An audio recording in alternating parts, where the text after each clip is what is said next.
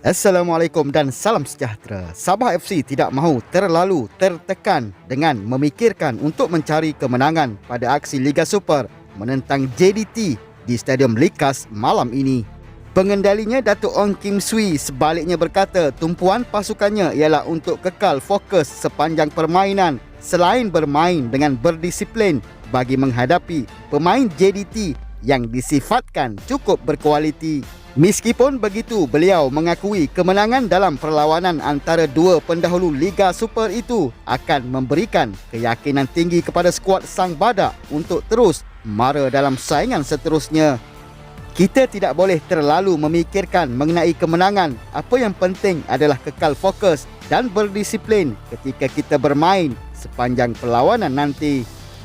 Kita tidak boleh terburu-buru, sebaliknya perlu menggandakan usaha jika ingin mencapai kejayaan atau sekurang-kurangnya untuk mendapatkan sebarang mata, katanya.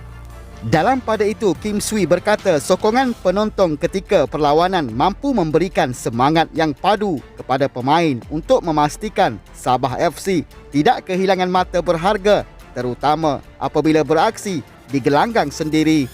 Pemain perlu meningkatkan fokus serta berdisiplin bagi mengekalkan momentum sedia ada agar tidak kehilangan mata, katanya. Johor Darul Takzim JDT harus tampil lebih agresif jika mahu mengembalikan corak permainan konsisten bagi mengekalkan kedudukan teratas Liga apabila bertandang ke Stadium Likas malam ini. Malah persembahan Harimau Selatan itu tampak tempang selepas hanya mampu seri 1-1 dengan Melaka United pada aksi Liga di Stadium Han Jebat 2 Julai lalu yang mengundang persoalan kemampuan skuad kendalian Benjamin Mora beraksi di tempat lawan.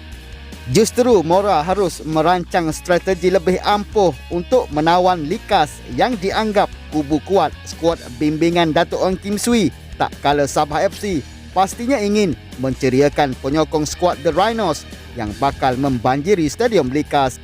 Di kem JDT, Mora mengharapkan kelibat Bergson Dal Silva kembali pulih bagi menguatkan semula jentera serangan selepas mengalami kecederaan ketika aksi menentang Melaka United baru-baru ini, dan kelibat import dari Brazil itu amat ditagih selepas Fernando Forestieri bagaikan kehilangan rentak apabila tanpa Bergson.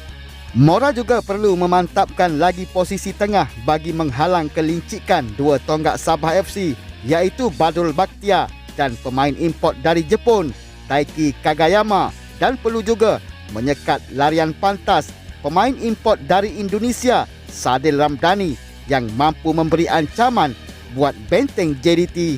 Persoalannya, adakah Mora akan menyenaraikan pemain import termahal Liga Malaysia musim ini iaitu Jordi Amat bagi mengukuhkan benteng JDT?